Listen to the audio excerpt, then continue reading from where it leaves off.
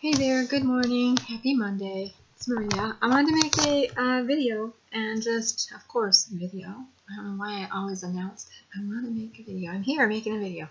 Okay, so real quick, I want to talk about diagnosis of multiple personality, or DID, dissociative identity disorder. There's a lot of youngins out here on YouTube using this platform. They have come from Tumblr and the UK and all over the world, and they're awesome people. However, I don't want to be I don't want it to be like a but. I don't want it to negate anything, because I know that suffering is suffering, and a lot of you went through a lot. The diagnosis of multiple personality disorder is made in the absence of any use of mind-altering drugs. That means Xanax, Ativan, Ritalin, Depakote, Valium, alcohol. Did you hear that?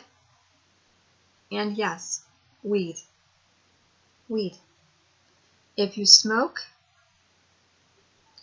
pot, it's mind-altering. If you drink alcohol, it is mind-altering.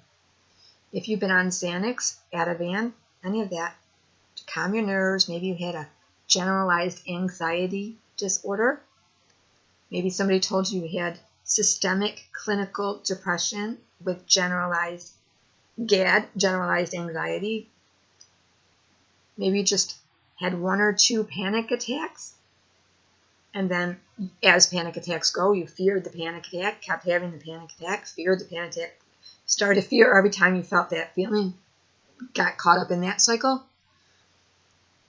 Okay, or maybe you had dissociative features, which is very common in depression and anxiety and panic disorder. Like you felt like suddenly you were floating and you were watching your body move. You felt like you couldn't get back in your body, like, my hands, what are my hands doing? Oh my gosh, my hands. So you start feeling your hands really quick. This stuff happens in a panic attack. People are like, where'd I go? Am I here? Okay, that's a dissociative feature. It's a derealization, depersonalization episode. Okay, it all goes with panic and anxiety. Okay, what the DSM did was they took all of these features, the DSM-5, they took all the features and they separated all these features out from a panic. I want to say from a panic category, but we got to say disorder, but it's all on a freaking continuum of one thing. You panic, freak out, can't feel your body, you look in the mirror, you don't look right, you feel like you're something else and you're somewhere else. All part of disassociating still, right?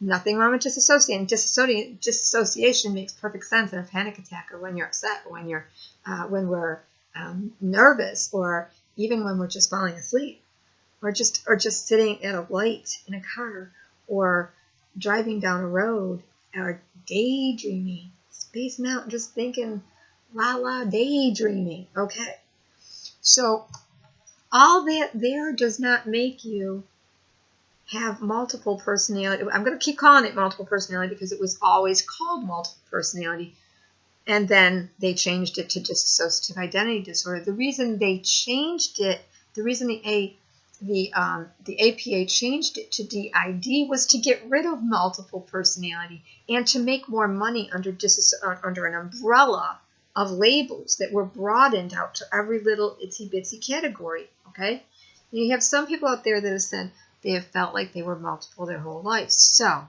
what do? They start with one doctor, they hang out with that doctor, and they get treated for anxiety, depression, insomnia, and medications start getting put on the list, like Xanax, Ativan, Transine, Valium, muscle relaxers. Not to mention, when you're depressed, you start to have body pains, aches and pains.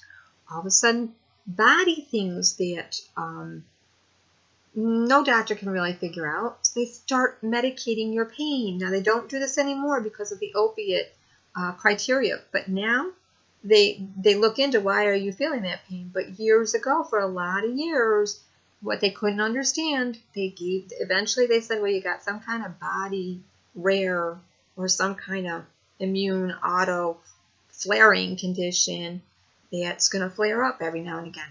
Obviously, excuse me, something in your body is flaring up, it's making you sick, and they pin you under fibromyalgia or chronic fatigue. For a long time, they did that when they couldn't understand body aches and pains, okay, with mental health features also. Okay, so obviously if you're in pain, you're going to be depressed. So they thought, let's take care of the pain. You're not going to be depressed. If you're anxious, you're going to be nervous. You're going to be stressed. You're going to have aches and pains because how are you holding your body when you're anxious? Like this. Right? So let's make, oh, that feels better. Give her something to relax. Give him something to relax, okay? If you're not sleeping at night, you're going to wake up and be cranky and not feel good, not be able to function very well. So let's give them something to sleep. Now, if you're a person that really thinks that you're multiple, you're not comfortable with, for some reason, the generalized anxiety disorder just doesn't fit. It's not enough. Bad. I don't know what. It's not enough for you. Or being depressed every day and clinically depressed, systemically depressed, so that your whole body is feeling it, just isn't cutting it either. So you've got it on your radar that you think that you're multiple or that you have DID. I don't know, maybe you heard it's a more glamorous, sexy, or cool thing to have. It's not. It's not. And you can find a doctor to say you have that. If you keep going to the doctor presenting with your said features, that goes for any medical condition, that goes for any psychological condition. But I'm going to say this. If 7 out of 10 doctors say that you have an anxiety disorder or depression or a generalized anxiety disorder or a panic disorder with trauma you need to work out from the back of your life that's way back there, and they give in and say to you, okay, dissociative features, and now you're looking for that DID because you want the dissociative identity.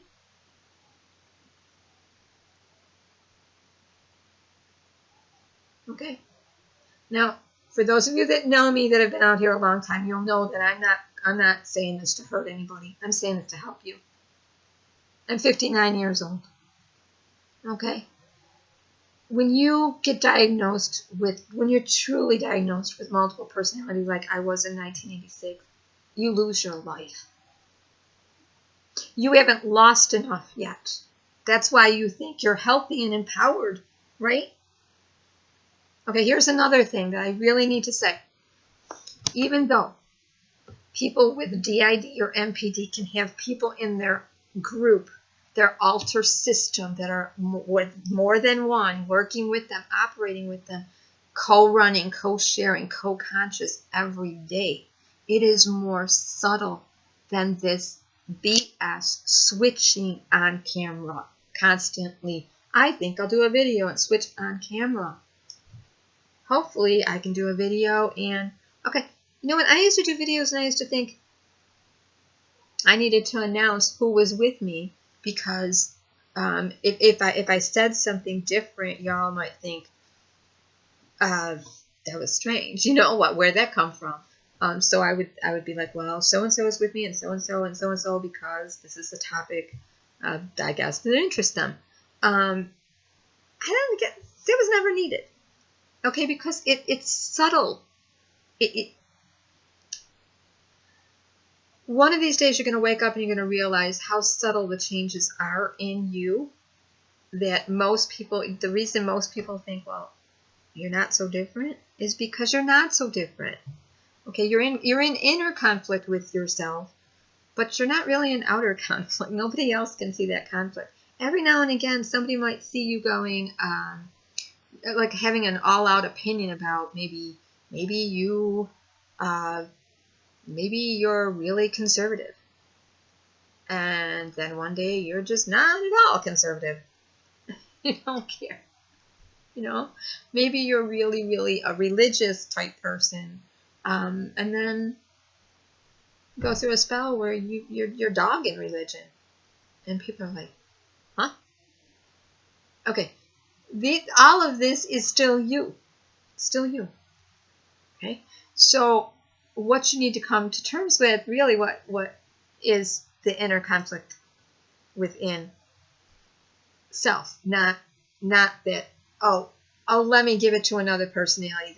That persona is very religious and that persona doesn't like religion.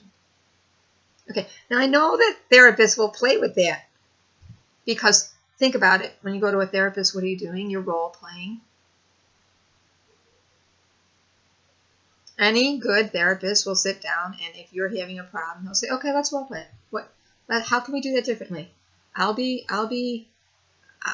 your teacher and you be the student, and let's see how you can get past that. Let's say you go to a therapist, you're like, every time I go to tell this person, I don't know, maybe you want to break up with your husband. Maybe you want to break up with your boyfriend. Maybe you want to, do something really scary. Well, let's see how that feels and what it looks like. Let's role play it. Let's go there in your head. It's all a lot of role play in therapy. Okay? You're always thinking outside of your head. Well, okay, I want to do that. Well, okay, why aren't you doing that? Well, I'd like my life to be, okay, well, let's see how that would look. How that would work for you. Why don't you get comfortable with it? Therapists are constantly helping us look at what we think is impossible, or what we're afraid of, or what we need to do differently, or what we know, something maybe we know happened, but we just can't talk to anyone about it. Like being abused, like traumatized, like someone we love very much did something to us that hurt us, and it keeps coming a little bit to the forward, but we can't look at it, and we keep reacting to everything around us. That's what therapists do. They help us bring it to the front, look at it in a safe place. They help us role play. Okay, you're afraid of your teacher's going to say what when you say this? Okay, let me be the teacher. Come on in. Okay, let's switch. And really, that's what they do. Okay, so, and if you go in with a whole bunch of a whole big system group, they're going to be role playing with each one to help bring you to health and together and agreeing on things. Okay, so how does the therapy change when you become officially diagnosed with DID? Like some of you are like, I've got my certificate, I've got it on a piece of paper, it says DID. Oh. Okay, good. It doesn't change the treatment. It really doesn't. It doesn't. If you go into a therapist for a trauma, whether there's one of you or 5 of you that experienced that trauma, whether you can remember that trauma, and you know that trauma happened, and another one has all the details of that trauma, and is continuing to react to that portion because you put it in a part of your brain that you can't have access to, but the other part keeps reacting to it. This is what they're telling you, right? The other personality has the details, the nasty details of that part where in the middle of the trauma you went, okay, I just have to bear through this, whatever it is. Okay, where did I go? I don't know. But, okay. Over. I'm alive. I lived. How did I live through that? Okay, some other person, alter, aspect, ego, is what we're being told has that memory. And we did a very healthy thing and survived. But now we have to remember that because they're really just continuing to react to it. No. It's all the same thing. Bring it to the front. They want to share it with you. It's the same trauma.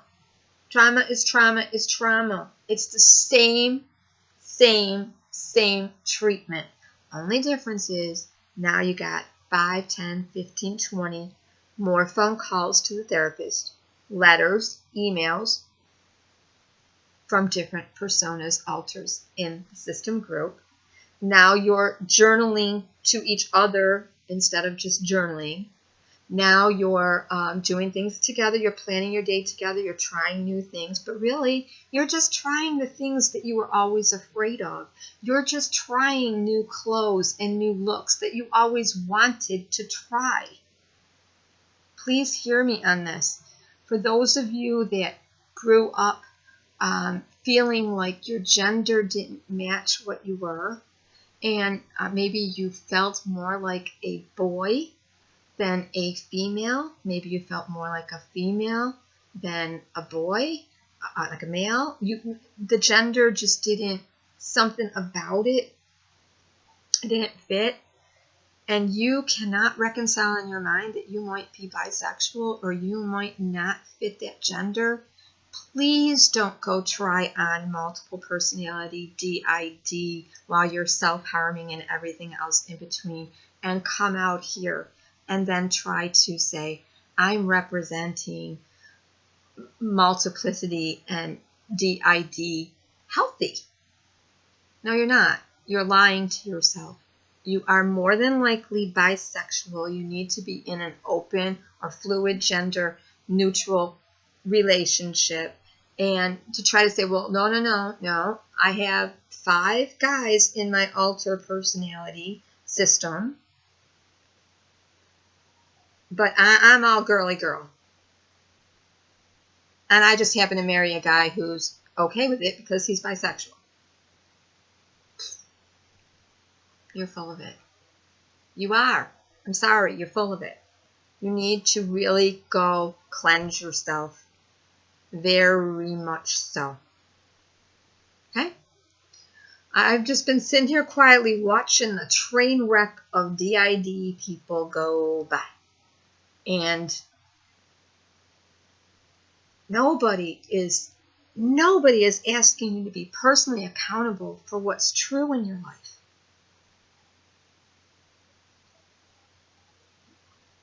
Eventually, the insurance money is going to run out. Eventually, your parents' insurance money, your whoever is paying for your insurance, okay?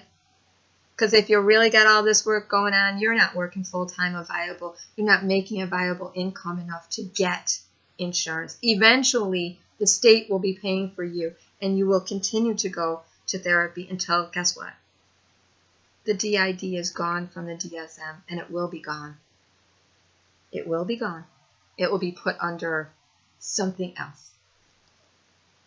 Because exactly what happened in the 1980s and the mid-80s to the early 1990s is happening now. It's getting overly diagnosed. And it's overlapping a bunch of different conditions for a doctor to decide, okay, yeah, that's what it is. But it isn't. But more than anything, if I had a nickel for every alter persona group, that person that just could not admit that maybe they were bisexual, or maybe they identify more with being a female than a male. Maybe they identify more with being a male than a female. They cannot get there, so they're going to try on, no, I have another alter that is a different gender. Your therapist's job should be to help you accept that possibly you are a different gender. Most therapists won't even go near that subject unless you already come into them and you say, I know I'm bisexual, but I'm having trouble with it. Or I know I know that I identify with being a male more than a female, or a female more than a male. There are therapists out there that do gender, and they do help. But if you're going to a regular therapist that is treating you for anxiety, depression, they're not going to bring it up. They're not going to bring it up. So I see, if you're waiting for your therapist to say, they might say, have you ever wished you were a boy or a girl or whatever? They're checking, but if you keep putting that check into another altar? No, but when I was younger, I did this, or I used a name like that, or I dressed like this, or I tried to. Every little girl and boy tries on different.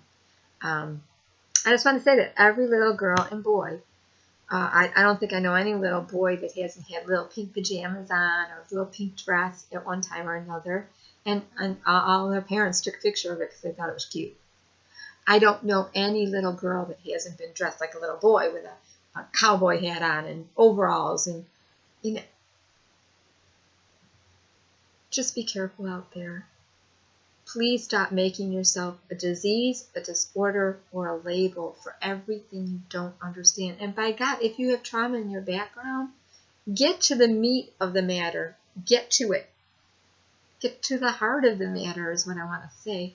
Go back, look at that trauma, bring it to the front, examine it in some place safe before you go all around in circles and you've created another world, universe, atmosphere, stratosphere of altars and people to take that pain for you. Your doctor will allow you to keep creating. Your doctor will continue to go in search of other altars every time you blink different. Don't do that. If you think you're experiencing lost time now, you're not. Take a look at the drugs you're on. Take a look at the medication you're using. DID MPD is diagnosed in the absence of any drug in the body. Any drug. Okay, that's all I wanted to say. I wish you all health and a happy autumn. Okay, take care. Bye-bye.